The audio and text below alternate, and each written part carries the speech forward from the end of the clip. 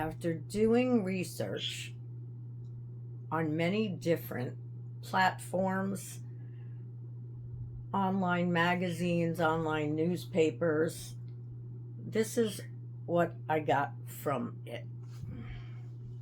The unifying theme for seniors is the fight for independence. I'm going to read this first part and then we'll talk about it. It's not a lot. I asked for the top 10 things that were creating discomfort for seniors, what they need to be worked on, what they need to have, what they're feeling. And basically, this was the unifying theme. The fight for independence. I'm going to read this very short and then we'll talk about it. Across all 10 concerns, I found a single powerful theme emerges. Seniors in 2026 are fighting to stay in control of their own lives, financially, physically, cognitively, and socially. Whether it's fall prevention, social security anxiety, seeking micro communities, or demanding usable technology, nearly every concern circles back to the core desire to remain independent, respected, and self-determining. And this is not a generation waiting for help. It's a generation that is vocal, digitally active, and demanding better solutions. The industries, policymakers, and communities that recognize this and design for it will define what aging well looks like for the next 2 decades. All right, so let's talk. What do you think? Are you a senior? And if you are, let me know below maybe what your biggest fear or worry is about being a senior. From that, I can agree with many of those things. As you get older, or as I get older, I don't have children, so I think about, well, what if my husband dies first? Who's going to take care of me? And what if I die first? Who's going to take care of him? Probably his younger brother. I don't have a younger sibling, so, but it doesn't matter. I mean, I could die before my sister, or he could die before my sister dies. I don't know. I don't even know what I'm saying because it's very confusing when you don't have children. And I know that's a concern for a lot of people. What happens? I don't know. That's the part that I couldn't tell you. And it's mind-boggling. I'm leaving that in because I had to think about that. So the other concerns are respect, but all of these concerns basically add up to independence, being respected, and self-determining. I think a lot of younger people underestimate us as seniors, especially in this day and age. I mean, we have gone through lots of computer work.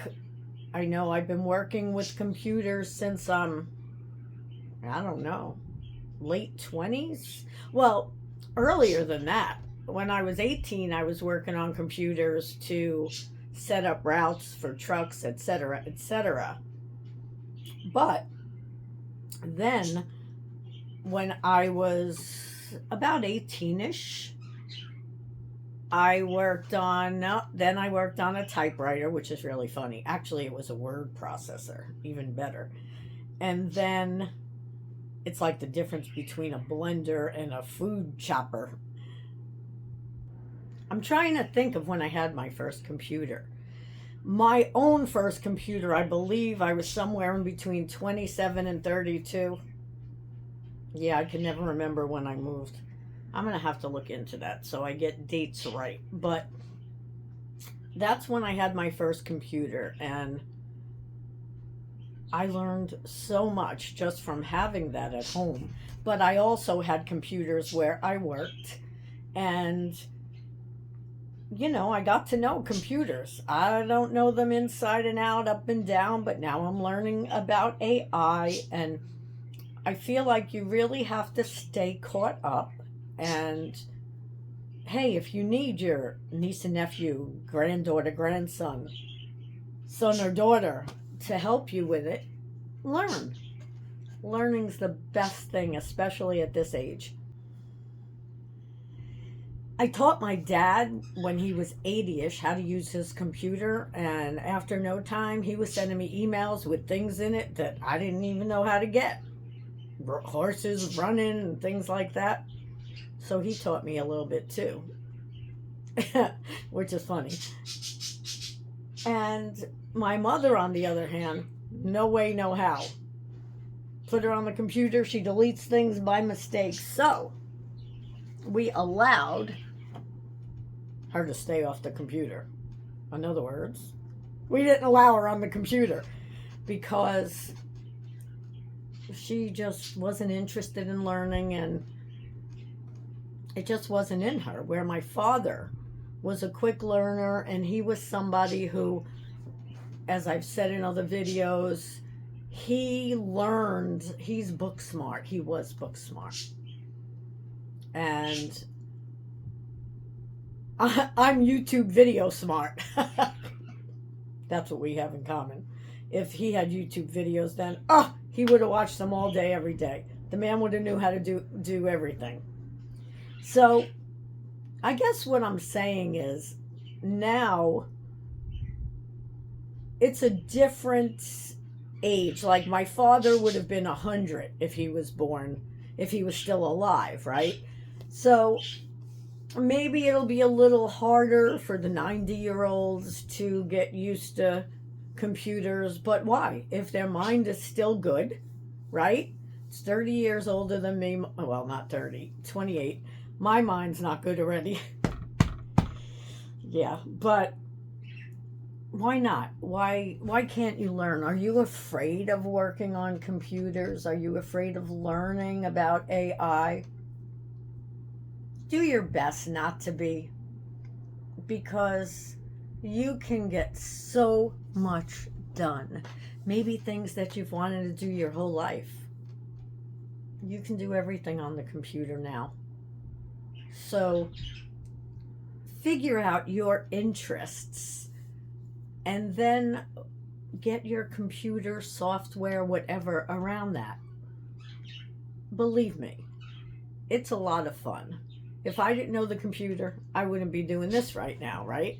Because I'm on my cell phone, and then I have to upload it or download it. I may not know the terms, but to YouTube, and I have to edit it.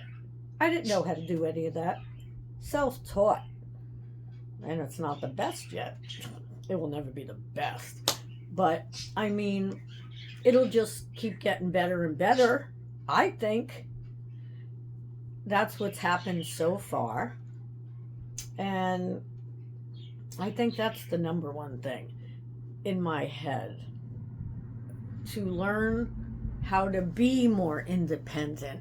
And with that, you may have to learn the computer. You may have to learn some technology.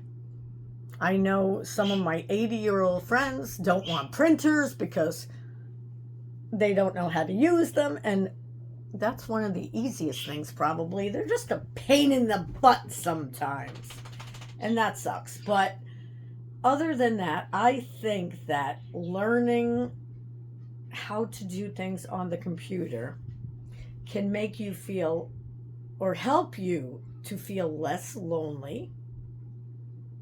Because I know when my dad was alive, when I was at my jobs, and I went from one job to another at one point, I told my boss, listen, I have to be able to keep a little text box up. I forget what they were called then. I don't remember. But anyway, because my dad, instant messenger, because my dad might be writing to me. If he needs anything, I'm right there at a drop of a hat. So, and he's going to also write to me and tell me that he made broccoli and it came out too soft, or he made pasta and it's wonderful. But I felt better about it because I know how he was doing all day, what he was doing, where he was going, because he would tell me. And it really opened up communication for us. I was able to tell him things that I wouldn't in person, that I either felt funny or that, oh, I'm getting that ear thing back again. Yesterday, as you know, if you're watching me, I had to go and get my ear checked out because getting old does that to you too. Well, it's still hurting today on and off, so please excuse me. I'm not going to take it out of the video because you know what? This is all about getting old, right? Here we are, getting old. But that doesn't mean we're old. We're just getting older.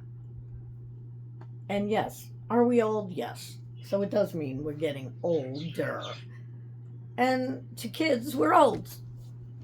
But when you see 90-year-olds now doing things that you can still do, you're not as old as you think. You're just a lot older when you're younger and thinking about being that old, if that makes any sense whatsoever.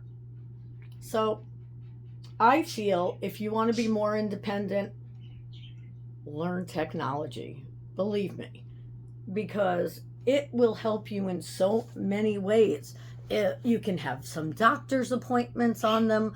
You can, what else? You could do so many things on them. You could, depending on what kind of phone or computer you have. And when I say computer, I also mean your phone because it is a little computer.